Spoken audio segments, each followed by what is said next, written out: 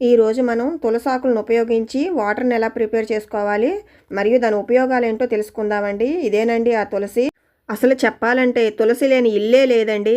వీటిలో అండి powerful antioxidants, anti cancer మరియు యాంటీ ఇన్ఫ్లమేటరీ కారకాలను కూడా కలిగి ఉంది. ఇంకా అలాగేనండి బ్లడ్ వెజల్స్లో బ్యాడ్ కొలెస్ట్రాల్ తగ్గించడానికి, బ్లడ్ వెజల్స్లో బ్లడ్ సాఫీగా మూవ్ అవ్వడానికి కూడా ఉపయోగపడుతుందండి. అదే కాదండోయ్, anti viral, anti bacterial, anti fungal ప్రాపర్టీస్ని కూడా కలిగి ఉందండి.